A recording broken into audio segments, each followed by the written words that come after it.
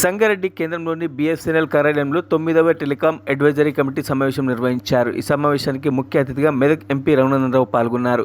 ఈ సందర్భంగా అడ్వైజరీ సమీక్ష సమావేశంలో అడ్వైజరీ కమిటీ సభ్యులు పాల్గొని సూచనలు, సలహాలు తెలిపారు. ఈ సమావేశంలో మేనేజర్ రాజేశ్వరి, డీజీఎంలు శివరాం ప్రసాద్, వెంకటేశ్వర్ రెడ్డి, కమిటీ సభ్యులు పాల్గొన్నారు. ఈ సందర్భంగా ఎంపీ రఘునందనరావు మాట్లాడుతూ బిఎస్ఎన్ఎల్ సంస్థ పనితీరు చాలా మెరుగుపడిందని, రాష్ట్రంలో ప్రభుత్వ రంగ ఉద్యోగులు అన్న ప్రజల్లో అసంతృప్తి ఉందని, కుంభకోణాలను అధిగమించి బిఎస్ఎన్ఎల్ ఇప్పుడు లాభాల బాటలో రావడం చాలా సంతోషంగా ఉందని తెలిపారు.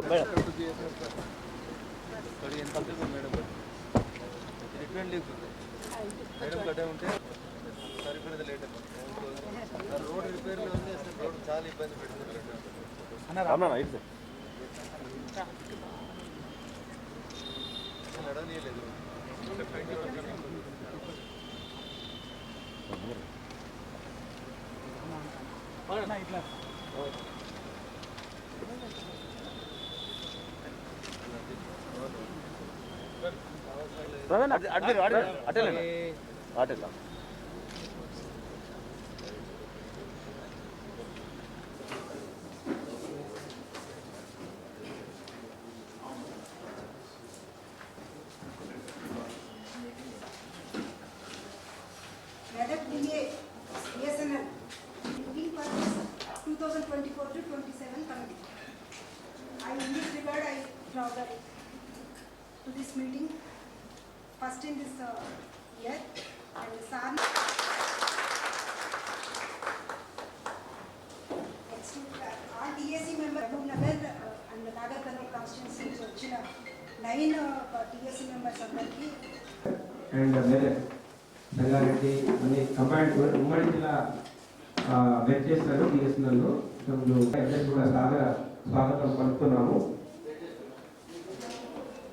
నవ్వు మనం గౌరవించుకుంటాము. ఈ రోజున మా పీటీఎం చెప్పండి.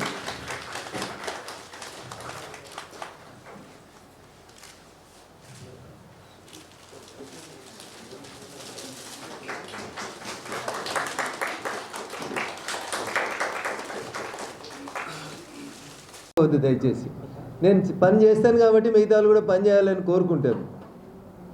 నేను మళ్ళీ చెప్తా ఉన్నా, మనం కూర్చున్న చెట్టు కొమ్మని నరుకోవడం వల్ల ఫలితం ఉండదు. సంస్థ మూతపడిన తర్వాత మీరు ఎన్ని ధర్నాలు చేసినా, ఎన్ని అర్థాలు చేసినా, ఎన్ని రాస్తారోకలు చేసినా ఫలితం ఉండదు.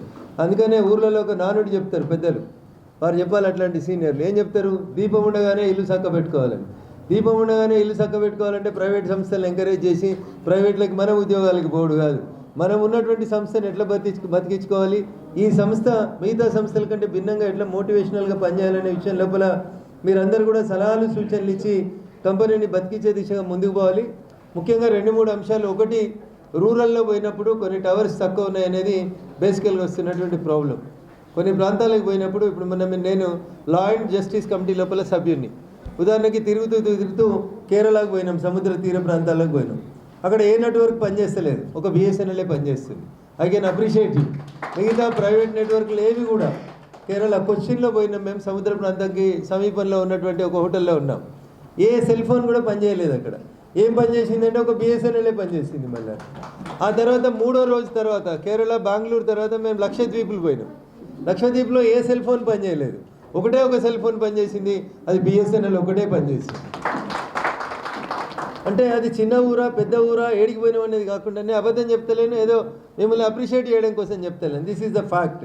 పోయిన నెలలోనే మేము పోయింది కేరళ, కొచ్చిన్, బెంగళూరు, చెన్నై, లక్షద్వీప్, ఇవన్నీ కూడా పార్లమెంట్ స్టాండింగ్ కమిటీలో ఒక సభ్యునిగా లా అండ్ జస్టిస్ ఎట్లా అమలవుతుంది, జడ్జీలు ఎట్లా ఉన్నారు, కోర్టులు ఎట్లా ఉన్నాయి, ప్రజలకు న్యాయం ఎట్లా జరుగుతూ ఉందని చూడడానికి పోయినప్పుడు మా జేబులో జనరల్గా 1-2 కార్డులు ఉంటాయి, సిమ్ కార్డులు ఉంటాయి. మిగతా ఫోన్లు పనిచేయని చోట బిఎస్ఎన్ఎల్ పనిచేసింది. సో అంత దూరంలో ఉన్నటువంటి మీరు ఇంకొంచెం మెరుగైనటువంటి సేవలు ఇస్తే మీ నెట్వర్క్ని, బిఎస్ఎన్ఎల్ని బీట్ చేసేటువంటి నెట్వర్క్ నాకున్నటువంటి అంచనా మేరకు ఇంకేది కనబడదు ఈ దేశంలో. కానీ ఈ 4G, 5G సేవలను అందించే పరిణామ క్రమం లోపల, లేకపోతే నెట్ వాడుతున్నటువంటి పరిణామ క్రమంలో మీరు ప్రైవేట్ ఏజెన్సీస్ తోటి ఎక్కడో మనం పోటీ పడలేకపోతున్నట్టున్నాం. దానికి సంబంధించి వితిన్ ద 4 walls మనం కూర్చున్నప్పుడు ఇంకా సంస్థ బాగుండాలంటే ఏం చేయాలనేది ఆలోచించారు. ఎందుకంటే ఇక్కడ చాలామంది నాకంటే పెద్దలు, విఘ్నులు, మైక్ ఇస్తే నాకంటే బాగా మాట్లాడగలిగేటోళ్ళు, ఆలోచించగలిగేటోళ్ళు చాలామంది కనబడతా ఉన్నారు. సో ఏది కానీ ఓపెన్గా డిస్కస్ చేస్తేనే కొంత లాభం జరుగుతుంది. మీ మనసులో పెట్టుకోకుండా మా సభ్యులందరూ చెప్తారు, వివిధ ప్రాంతాల నుంచి వచ్చిన వాళ్ళు ఎక్కడ టవర్స్ తక్కువ ఉన్నాయి, ఎక్కడ సిగ్నల్స్ తక్కువ ఉన్నాయి, వాటిని ఇంక్రీజ్ చేయడానికి ఏం చేద్దాం, ఇంకా ఎక్స్పాండ్ చేయడానికి ఏం చేస్తాం, మేమేం చేయాలి, మీరేం చేయాలని చెప్పండి. మనస్ఫూర్తిగా మాట్లాడండి, మనసిప్పి మాట్లాడండి. అందరి లక్ష్యం కూడా ఒకటే, ఏందది? బిఎస్ఎన్ఎల్ బతకాలి, బిఎస్ఎన్ఎల్ లాభాల బాటలో ఉండాలి, మిగతా అన్ని సంస్థల కంటే అగ్రగామిగా ఉండాలి బిఎస్ఎన్ఎల్. ఇంతనే ఇంకా వేరే ఆలోచన.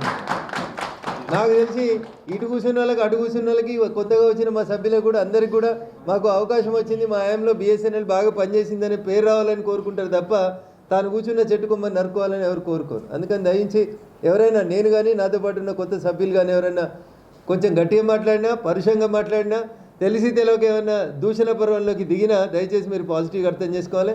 మేమంతా మీ వెల్ విషర్స్మి, మీరు బాగుంటే మేము బాగుంటామని కోరుకునేటోళ్ళం. కాబట్టి దయచేసి ఆ దిశగా మీరు మేము అందరం కలిసి రేపటి నుంచి మనంగా బిఎస్ఎన్ఎల్ అనేటువంటి సంస్థను బతికించుకొని 17 సంవత్సరాల తర్వాత లాభాల్లోకి వచ్చినటువంటి బిఎస్ఎన్ఎల్ మళ్ళీ ఎట్టి పరిస్థితులలో కూడా వెనుకడుగు వేయకుండా ఈ దేశంలోనే ద సోకాల్డ్ పేరున్న జియోలు, జాయోలు, ఈ కంపెనీ, ఆ company, I don't want to name anybody or I don't want to blame somebody, అన్ని సంస్థల కంటే మీరు బాగుండాలని, మీరు బాగుంటే మీ పబ్లిక్ సెక్టార్ అయినటువంటి బిఎస్ఎన్ఎల్ బాగుంటే లక్షలాది మందికి, కోట్లాది మందికి ఇది అండగా నిలబడుతుందని మనస్ఫూర్తిగా నమ్ముతూ ఈరోజు ఈ సమావేశానికి నాకు మాట్లాడే అవకాశం కల్పించినటువంటి మా బిఎస్ఎన్ఎల్ డీజీఎం గారికి, ముందున్నటువంటి పెద్దలందరికీ కూడా మరొకసారి కృతజ్ఞత వందనాలు తెలియజేస్తూ, దేశంలో ఉన్న ప్రభుత్వ రంగ సంస్థల్ని కాపాడుకుంటే కొత్త ఎంప్లాయ్మెంట్ల తర్వాత ముందు ఉన్న ఎంప్లాయ్మెంట్ పోకుండా కనీసం కొన్ని కోట్ల కుటుంబాలు బాగుంటాయని చెప్పి మనస్ఫూర్తిగా నమ్ముతున్నాను. కాబట్టి ప్రభుత్వ రంగ సంస్థల పరిరక్షణలో భాగంగా మీరు మేము కలిసి నడుద్దామని తెలియజేస్తూ, నాకు ఈ అవకాశం ఇచ్చినటువంటి వేదిక ముందు ఉన్నటువంటి మా సభ్యులందరూ కూడా మనస్ఫూర్తిగా శుభాకాంక్షలు, అభినందనలు. మొదటిసారి ఈ టెలికాం అడ్వైజరీ బోర్డు కమిటీ మెంబర్లై విచ్చేసినటువంటి మా నాగర్ కర్నూలు పెద్దలకి, మా మెదక్ పార్లమెంట్ సభ్యులందరూ కూడా మనస్ఫూర్తిగా శుభాకాంక్షలు, అభినందనలు తెలియజేస్తా ఉన్నాను. ఐ హోప్ నెక్స్ట్ మీటింగ్కి మిగతా ఎంపీలు, ఆ ఎంపీలు ప్రతిపాదించినటువంటి సభ్యులు కూడా జాయిన్ కావాలని, అవుతారని కోరుకుంటూ సెలవు తీసుకుంటున్నాను. జై హింద్, జై భారత్. మరిన్ని అప్డేట్స్ కోసం మా ఛానల్ని సబ్స్క్రైబ్ చేయండి.